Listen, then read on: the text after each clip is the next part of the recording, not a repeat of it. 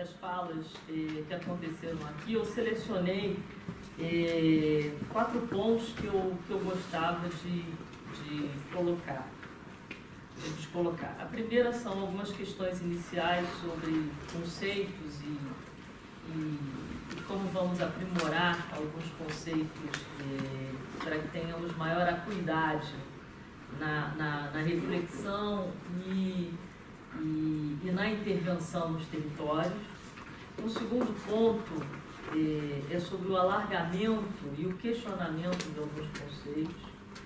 O terceiro eu chamaria de medos a banir, no contexto português, e o quarto de contextos e critérios a aclarar. Então, assim, o primeiro ponto, tem um artigo que Pedro Espanha e eu escrevemos há algum tempo, que se chama O Nome e a Coisa. E nunca, como agora, tivemos tanta certeza de que esse título foi acertado, né? Porque, na verdade, falamos de coisas que, pela sua diversidade, há muita dificuldade em encontrar qual é o conceito que dá conta delas. Será a economia solidária? Será a economia comunitária? Será economias alternativas? Será, como dizia a Suzana, eu perdi o fim da palavra, iniciativas locais. Iniciativas locais de mudança. Iniciativas locais de mudança, do que exatamente, qual será o conceito que dará conta, né? E nós desistimos, embora a gente fale da economia solidária, desistimos de circunscrever, justamente porque entendemos que essas bordas são muito flexíveis, muito maleáveis, não é? E que no caso português nós temos uma diversidade e uma invisibilidade de experiências, sobretudo aquelas que estão na informalidade, e que nós precisamos atuar sobre esse ponto, né? Sobre essa recusa à informalidade. Portugal, falávamos hoje, eu e Célia, sobre isso, não é? Portugal é um país que dá muito valor à formalidade das instituições, das entidades. E isso tem um efeito colateral, que é a invisibilidade de experiências de colaboração, de experiências onde a reciprocidade, a redistribuição popular que pode acontecer entre as pessoas dentro de uma comunidade, ou lógicas que têm a ver com o doméstico, desaparecem no campo de visão. Então esse é um ponto que eu gostava de colocar. Mas, precisamente, eu gostava de trazer aqui uma pequeníssima reflexão sobre a palavra consumo, né? Hoje de manhã foi referido aqui a questão do consumismo. Eu venho trabalhando já há alguns anos com essa palavra consumo, com esse termo consumo. Porque o problema do consumo, primeiramente para efeitos da economia solidária, é que nós temos uma produção que é toda validada em cima de outros pilares mais participativos, mais democráticos, e depois vem o gargalo do consumo, né? E no gargalo do consumo já há um desespero para encontrar uma solução, e a solução em geral acaba sendo como vamos para o mercado, como vamos para as grandes superfícies, ou como conseguimos sobreviver sem ir para esses canais. Então, o ponto que eu queria deixar aqui, e depois podemos debater mais se vocês assim quiserem, é a necessidade de nós percebermos o consumo como um fenômeno que está diretamente relacionado à distinção social e à construção de hierarquias entre as pessoas. Então, assim, isso não quer dizer que a gente possa eliminar o consumo da nossa vida, mas quer dizer que a partir do momento que o consumo passa a ser um mecanismo de pertença e um mecanismo de construção da identidade, nós precisamos repensar o que é que nós vamos entender como consumo no âmbito, por exemplo, da economia solidária, das economias comunitárias e alternativas, se nós quisermos realmente pensar um circuito que seja sustentável, né?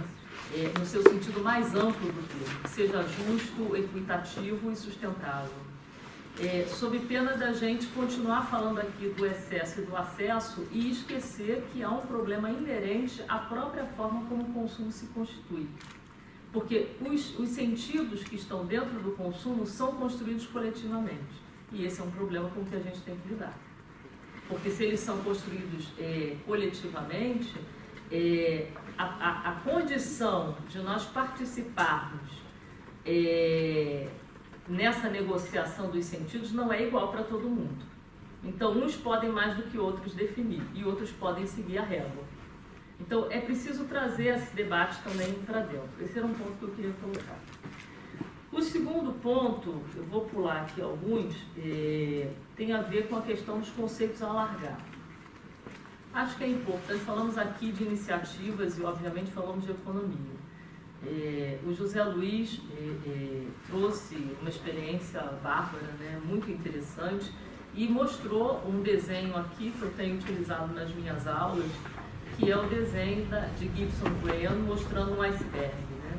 É muito importante que a gente não só olhe para aquele desenho, mas pense como é que nós estamos efetivamente nos debruçando em termos criativos sobre aquelas possibilidades. O que é possível em termos de outras formas de produzir, de distribuir excedentes, de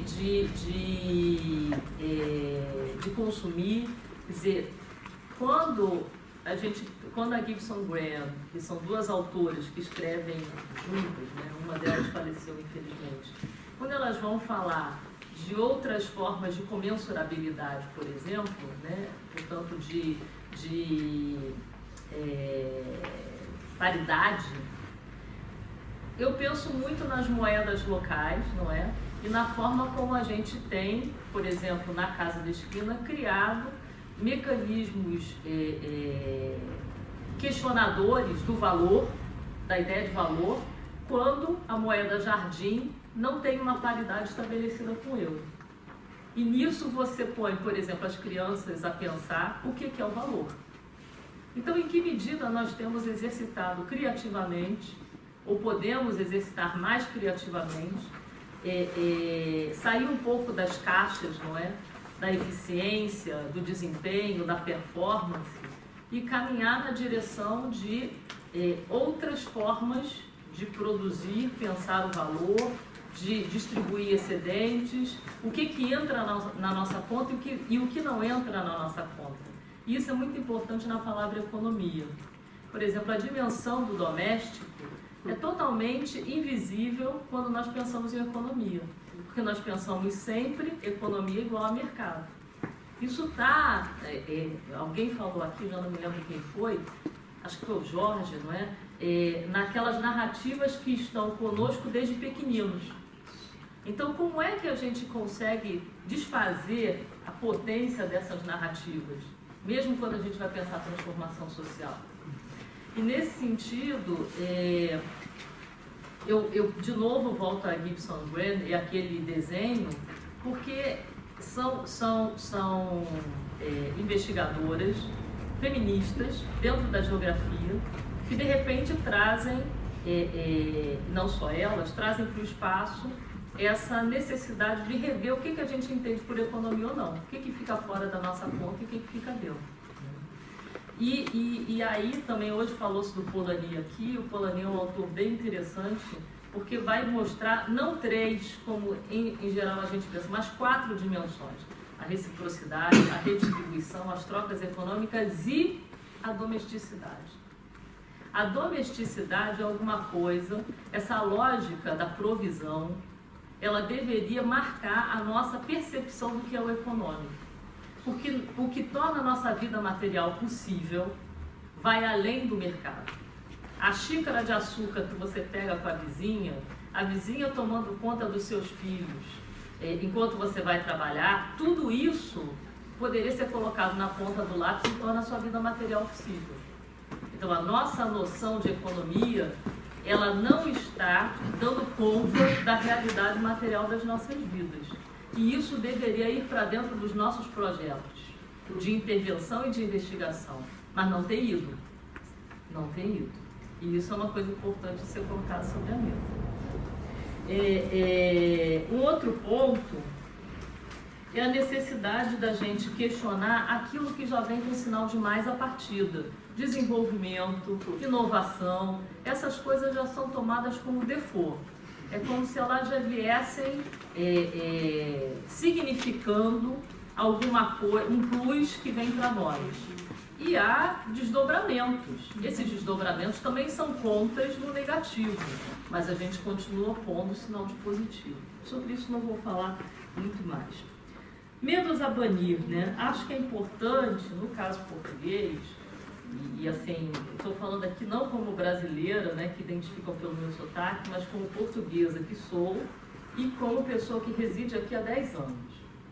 Então, assim, é muito importante que a gente comece a trazer para dentro da discussão das autarquias, das políticas públicas, que a gente comece a trazer a necessidade, a relevância da autonomia dos sujeitos, que tem vindo através dos projetos de financiação, tem vindo para nós com palavras que querem dizer, mas não muito. Por exemplo, participação cidadã. Isso quer dizer o quê? Quer dizer todo mundo participar dando sua opinião ou quer dizer realmente democracia direta? Porque é uma diferença importante. E às vezes a escolha das palavras nos remete ao que o Jorge falava das narrativas dominantes. Vão nos empurrando para as narrativas dominantes e a gente vai ficando num espaço, às vezes, intermédio, num espaço cinza, em que a gente está duelando com as palavras. Falta 5? Então, assim, eu gostava de colocar aqui a importância da gente trazer a autonomia, a palavra autonomia para dentro dos nossos projetos de intervenção e de investigação e a necessidade de nós revalorizarmos o informal. O caráter do informal, como foi mostrado hoje pelo colega José Luiz, não é, e foi muito corajoso da parte deles, fazer uma investigação em cima do informal. Eu parabenizo essa iniciativa porque, em geral, nós não temos essa coragem. Eu não estou falando só de Portugal, estou falando da Europa como um todo. Nós não temos essa coragem. Nós sempre colocamos o formal na frente. Então, assim, atentar que existem essas experiências me parece essencial para reconhecer o que realmente existe no território. Né? Sobre contextos e critérios, como tenho aqui muito pouco tempo, eu vou só elencar eles, porque acho importante. O primeiro é esse, né, do medo que Portugal tem à informalidade e da necessidade de nós repensarmos como é que vamos lidar com o informal nas nossas investigações e nos nossos processos de intervenção, sem que o informal seja transformado em inferior. O segundo ponto tem a ver com as temporalidades.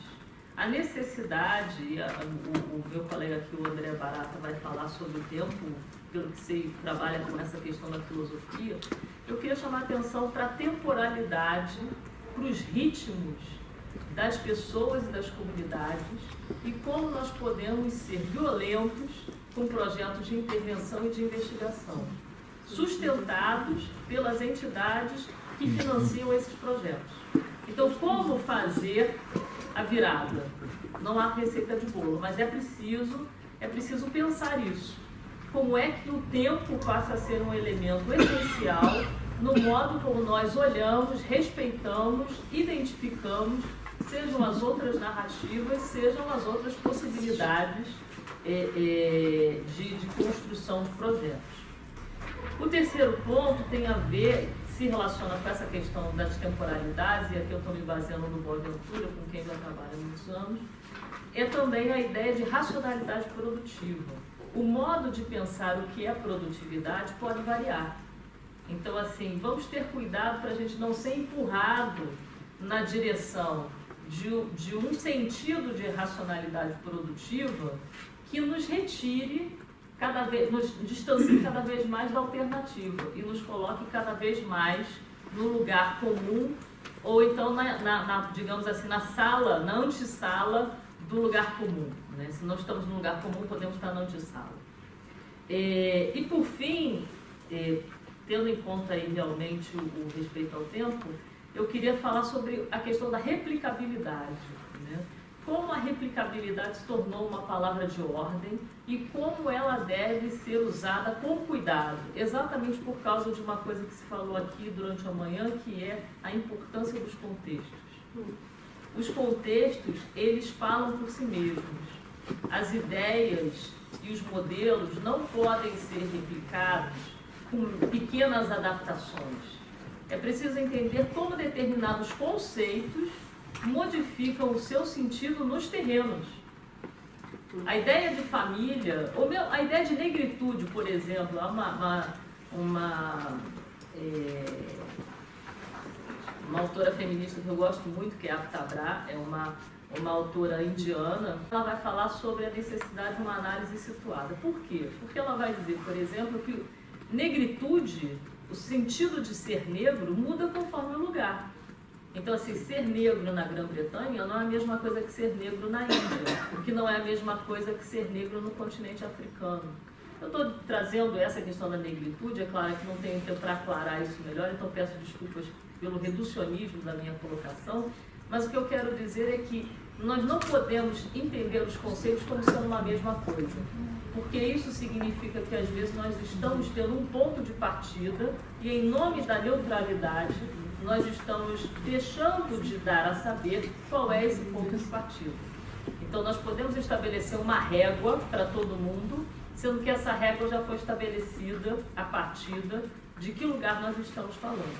Então eu acho que é muito importante que a gente tenha esse cuidado com as análises dos contextos, quando vamos colocar nos nossos projetos, seja de intervenção, seja de investigação, a ideia da replicabilidade. E bom, vou terminar por aqui, teria várias outras coisas, mas tem muita gente ainda para falar e acho que se vocês quiserem depois podemos continuar essa conversa.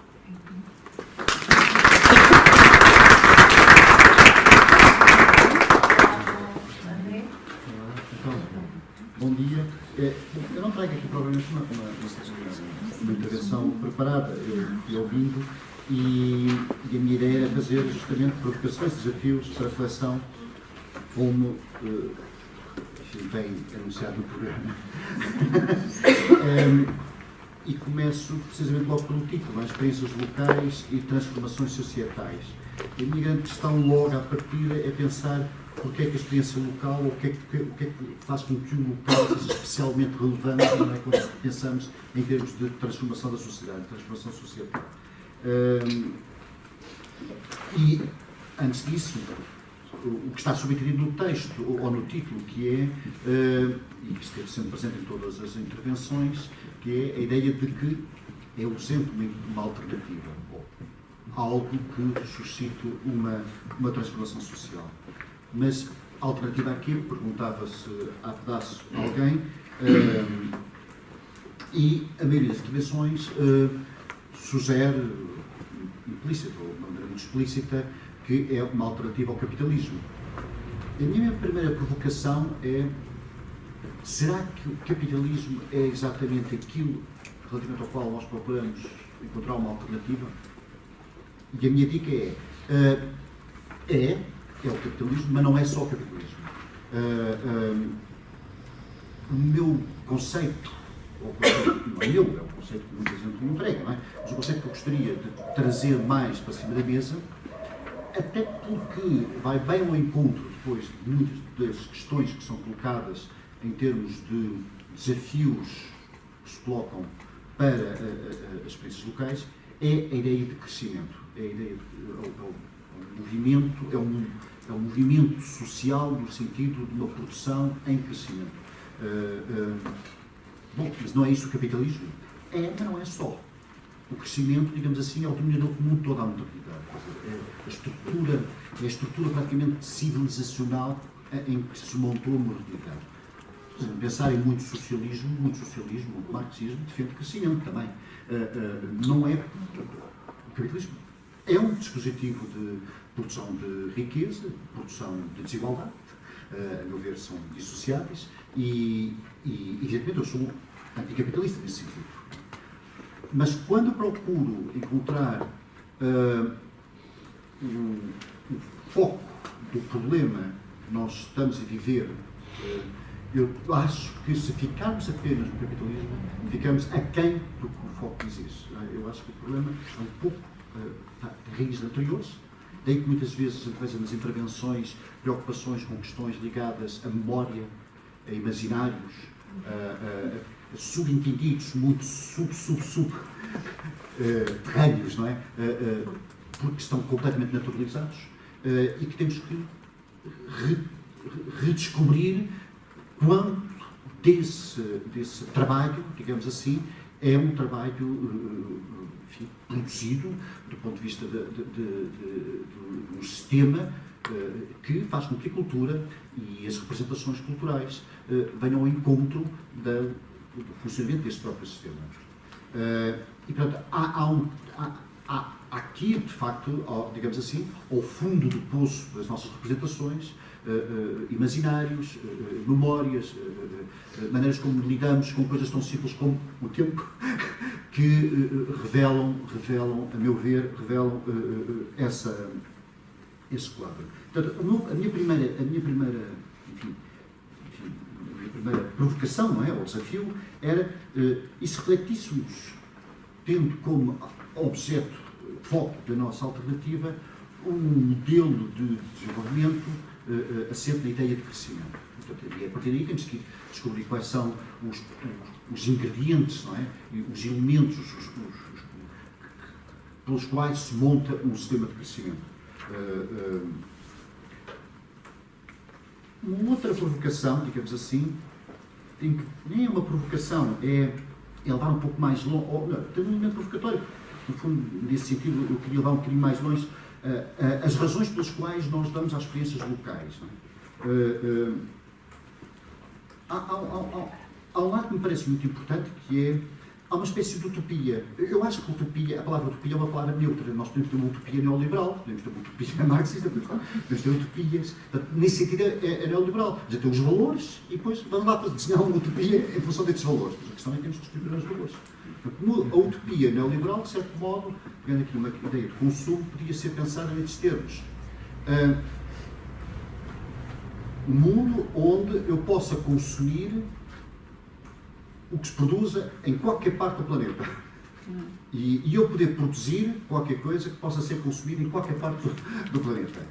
Não é? Ou seja, um esquema de consumo, produção absolutamente global, não é? E completamente, digamos, indiferente à diferença entre o próximo e o distante. Entre o próximo e o distante. Não é isso que a publicidade faz, não é isso que as lógicas... Quer dizer, e justamente isto deixa-nos perante um problema que é, por um lado, há uma soberba, digamos assim, esta indiferença, e por outro lado também há uma pobreza, que fazemos do mundo e das distâncias que o mundo implica, ou seja, a sua dimensão territorial, apenas um obstáculo que pode ser superado. Um obstáculo, o que é que quer dizer? O que é um obstáculo? Um obstáculo é, no fundo, algo que eu não consigo transformar num meio. Ou melhor, é um meio que eu não consigo tomar completamente. Ou que é um desafio do mal, mas estou pensando em termos de meio. A minha relação com o mundo, nesta relação de diferença entre o distante e o próximo, é uma relação que instrumentaliza completamente o mundo. Não é? Faz do mundo um meio apenas. Um desafio que pode ser superado. Bom, e justamente por aqui, eu acho que um dos aspectos fundamentais na discussão a trazer para cima da mesa é quebrar esta indiferença, é restaurar os direitos da diferença entre o próximo e o distante. É pensar que há espaço local e há espaço global, mas as categorias local e global nem sequer são só espaciais, podem ser pensadas em termos de tempo. Há tempos locais e há tempo global. Há imensa... Mesmo o vosso alternativas, não é? Fala de educação para a cidadania global, não é? Mas, quiçá, falta também a cidadania local, não é? E, no fundo, o ponto seria talvez uma cidadania integral, não é? Uma cidadania com as diferentes dimensões e a pluralidade de dimensões, de espaços e de tempos. Por outro lado, há uma questão também heurística que eu acho que se tem que colocar. Quer dizer, eu já falei da questão do recuo para as representações subterrâneas. Mas também há um outro aspecto, que é a própria tradição moderna de pensamento construiu-se, e eu vou ser um bocadinho simplificador, aliás, sendo moderno, ou esquemático, traduziu-se sempre por uma espécie de esquema teórico que depois a realidade há de confirmar ou não. Ou seja, nós criamos, imaginemos, o nosso modelo, temos uma hipótese e depois vamos verificar a hipótese na realidade. Ou seja, nós questionamos a realidade, inquirimos a realidade, interrogamos a realidade. E se calhar aquilo que seria preciso fazer, e acho que é isso, de certo modo, está a ser feito, digamos, se a gente estivesse aqui agora a pensar apenas nos termos de uma epistemologia do que está a ser feito, é justamente ser a realidade a pôr as questões que depois levamos à literatura. E, portanto, inverter a sequência. E, portanto, e justamente isso depois mexe com conceitos, não temos um conceito, mesmo a ideia de alternativa, a gente diz alternativas, podemos tentar arrumá-las e organizá-las, não é? Mas se calhar não é o mais importante, digamos assim, domesticar pelo pensamento, não é? Tomar pelo pensamento em categorias e em classes as alternativas. Porque, de certo modo, eu acho que mesmo o pensamento político, eu venho de filosofia, não é? Mesmo o pensamento político, sou suspeito, não é? Venho da filosofia, digamos, ainda não conseguiu libertar-se suficientemente de uma perspectiva teorética e abraçar de uma forma mais clara uma perspectiva prática, uma perspectiva realmente de prática. Ou seja, de certo modo, é sempre uma teoria que quer ter razão e, portanto, vai à realidade ver se tem razão ou não tem razão. E se calhar há aqui que também pensar a maneira como pensamos estas questões. Mas, portanto, relativamente à utopia, não é? A utopia, a meu ver, há uma utopia neoliberal, não é? E nós temos que realmente produzir uma contra-utopia, não é? Claro que isso faz uma distopia da utopia, mas também, evidentemente, é preciso novos imaginários, é preciso redescobrir experiências e valores, de maneira a com eles constituir alternativas. Uma coisa que me parece também ser muito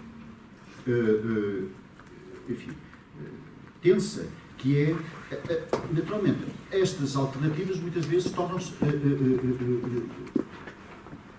digamos, ou seja, uma alternativa com o sentido de dizer, haver alternativa significa que aquilo que nos aparece como inevitável não é inevitável, é evitável, portanto há uma alternativa, tudo bem.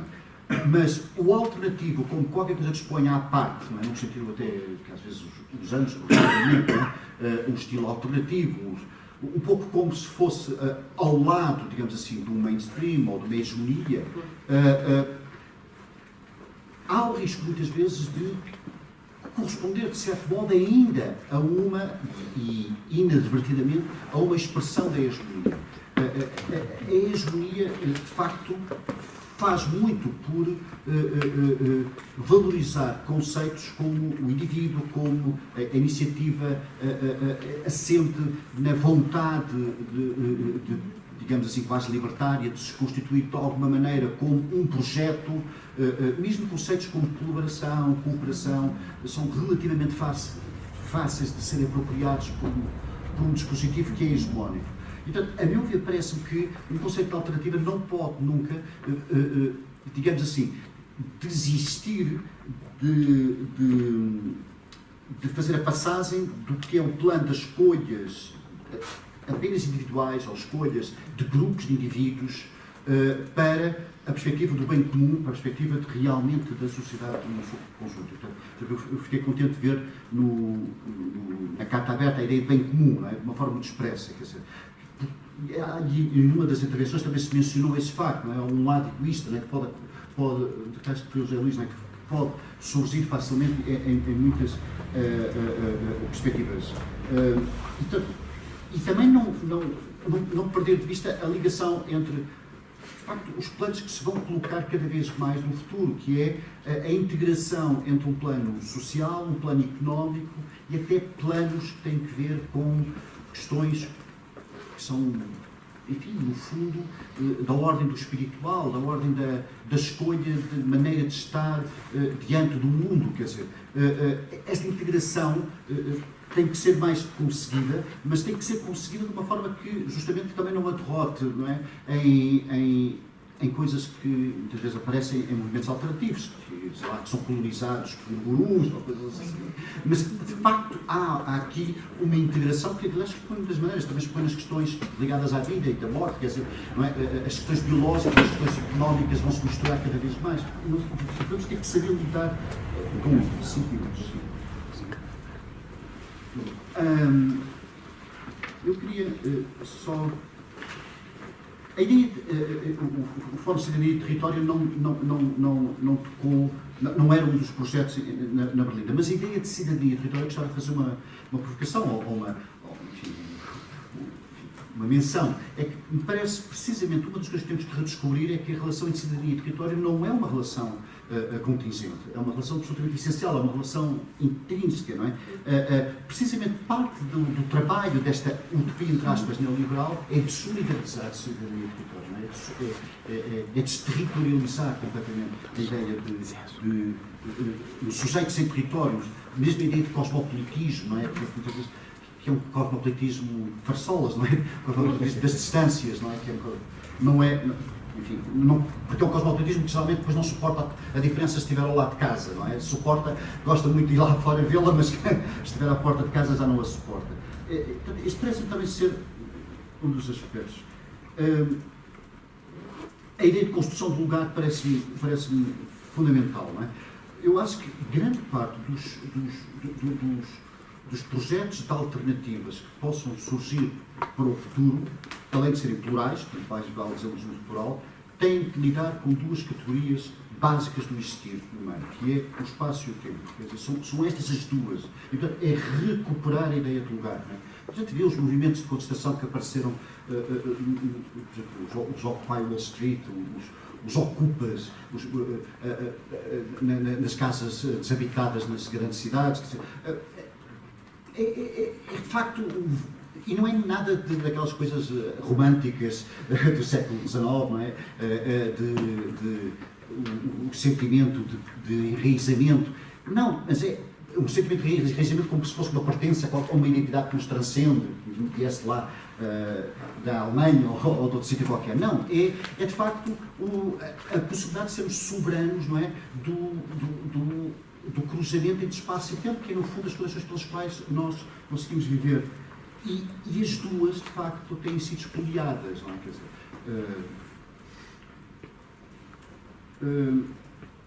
eu vou... E, portanto, eu percebo bastante bem a ideia de mapeamento. Eu vejo, há muitas destas iniciativas, não é? Os alternativas fazem isto, o Conversível faz isto, há um europeu também que faz isto, não é? Tenho visto isto, enfim, por informações que a Graça já me vai dando. Eu percebo isso, mas isso levanta e percebo isso sobretudo como o desejo, não é? E o desejo exprime uma falta por cumprir, o desejo de que a pluralidade e a multiplicidade de iniciativas que se vão despontando como papoilas, não é? Em campos, se possam constituir, não é? Em qualquer coisa com uma dimensão, não é? Espacial que seja de facto alternativa. O que é que eu quero dizer com isto? É porque, no fundo, nós temos sempre esta dificuldade que é relativamente fácil encontrar alternativas, vê-las constituírem-se, perceber o que é que elas têm em comum, mas é muito difícil ver como é que elas se constituem, de facto, todas como alternativa no singular, não é? Alternativa ao modelo de crescimento, seja capitalista, seja outro qualquer que possa aparecer. E isso é que acho que é o grande desafio, é como é que se concatena as coisas, concatenar num espaço, como é que se fazem redes, não sejam redes de poder, não sejam formas, outra vez, de reintroduzir pelas linhas tortas, não é? Mecanismos de dominação, ou que são facilmente colonizados por linguagens que, sei lá, a gente, por exemplo, fala de desenvolvimento sustentável, mas depois no sustentável a gente reencontra a linguagem de eficiência, ou falamos de cooperação, mas a cooperação, bem, sabemos que também é uma estratégia quer dizer, a cooperação pode ser uma estratégia ao lado da competição para conseguir melhores resultados. Portanto, como é que se constitui, de facto, o salto da espontaneidade quase, não é? Da espontaneidade, do brotar de alternativas, que é um sinal de uma enorme vitalidade e que tem que ser acarinhado, mas como é que isto dá um salto e vence desconfianças também, não é? E ameaças de dominação para a construção de, enfim, meios para uma alternativa, quer dizer, enfim. Mas eu, no fundo, só podia trazer mais perguntas. É isto.